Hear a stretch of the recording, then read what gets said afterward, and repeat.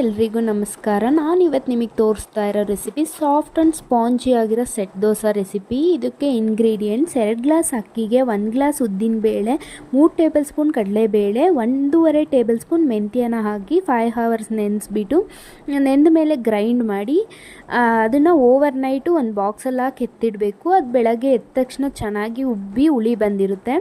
Next ನಾವು ಹಿಟ್ಟನ್ನು ಒಂದು ಬೌಲಿಗೆ ಹಾಕ್ಕೊಂಡು ನಮಗೆ ಸೋಡಾ, ಉಪ್ಪು ಯಾವ ಕನ್ಸಿಸ್ಟೆನ್ಸಿಗೆ ಬೇಕೋ ಆ ಕನ್ಸಿಸ್ಟೆನ್ಸಿಗೆ ನೀರು ಹಾಕ್ಕೊಂಡು ಹೆಂಚು ಮೇಲೆ ಬಿಟ್ಕೋಬೇಕು.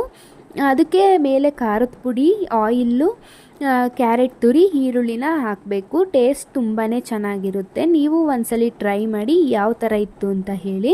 ಮತ್ತು ಇದಕ್ಕೆ ಕಡಲೆ ಬೀಜದ ಚಟ್ನಿ ಅಂತೂ ತುಂಬ ಒಳ್ಳೆ ಕಾಂಬಿನೇಷನ್ ಅಂತಲೇ ಹೇಳ್ಬೋದು. ಇದು ತುಂಬ ಲಾಂಗ್ ಆಯಿತು ವಿಡಿಯೋ ಅಂತ ನೆಕ್ಸ್ಟ್ ವಿಡಿಯೋಲಿ ಕಡಲೆ ಬೀಜದ ಚಟ್ನಿ ರೆಸಿಪಿನ ಅಪ್ಲೋಡ್ ಮಾಡ್ತೀನಿ. ಇದೇ ಥರ ಮತ್ತಷ್ಟು ವಿಡಿಯೋಗೆ ಸಬ್ಸ್ಕ್ರೈಬ್ ಮಾಡಿ ಹಾಗೆ ಫಾಲೋ ಮಾಡಿ.